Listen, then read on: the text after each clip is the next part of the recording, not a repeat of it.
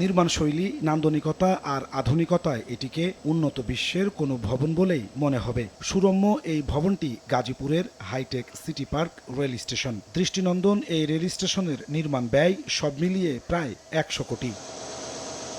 প্রতিদিন গাজীপুর, টঙ্গী, সাভারের শিল্পাঞ্চল ও উত্তরবঙ্গের ১০ থেকে ১৫ হাজার যাত্রী পরিবহনের উদ্দেশ্য নিয়ে ২০১৮ সালে যাত্রা শুরু করে এই স্টেশন। অথচ শুনশান নীরব পড়ে আছে বিশাল এই স্থাপনা। টিকিটের জন্য আসছে, কিন্তু কোনো ট্রেন দাঁড়ায় না বিদায় এখানে কোনো টিকিটও দেয় না ওরা। আমি টিকিট কাটার জন্য আসছিলাম, কাউন্টার বন্ধ, আমি ঘুরে যাচ্ছি। স্থানীয়রা বলছেন, বিপুল চাহিদা থাকলেও সারাদিনে থামে একটি মাত্র ট্রেন, বরাদ্দ মাত্র ২২টি টিকিট, ফলে কাজে আসছে না বিলাসবহুল এই স্টেশন।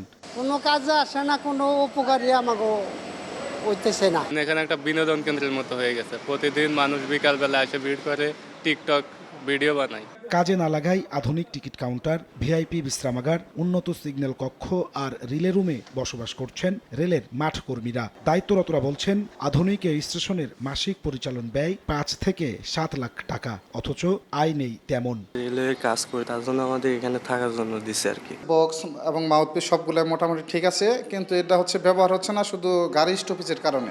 রেলের বাণিজ্য বিভাগের অতিরিক্ত মহাপরিচালক বলছেন, অবকাঠামোগত ত্রুটির কারণে স্টেশনটি পূর্ণাঙ্গ সেবা দিতে সক্ষম নয়। ঢাকা অভিমুখী যেটা প্ল্যাটফর্ম সংলগ্ন একটা লেভেল ক্রসিং গেট আছে, আবার হচ্ছে টাঙ্গাইল প্রান্তে ওইদিকে একটা ব্রিজ আছে ছোট, তো যার ফলে এখানে কিন্তু যেই ক্লিয়ারিং স্ট্যান্ডিং লেংথ যেটুকু থাকার কথা এইটা কিন্তু রাখা সম্ভবপর হচ্ছে না। একে রাষ্ট্রীয় অর্থের চরম অপচয় আখ্যা দিয়ে রেলের অনিয়ম ঠেকাতে এখন থেকেই সরকারকে নজর দেওয়ার তাগিদ বিশ্লেষকের। সরকারকে আসলে আমি বলবো যে আসলে আমাদের মূল্যায়ন করতে হবে, কেন ভুল হলো উত্তরটা তাদের কাছে জানতে হবে। নাহলে এই যে জনগণের পকেট কাটা, অর্থের অপচয় এবং ঋণগ্রস্ত একটা প্রতিষ্ঠান, এইভাবে আসলে বাংলাদেশ রেলওয়ে চলতে পারে না।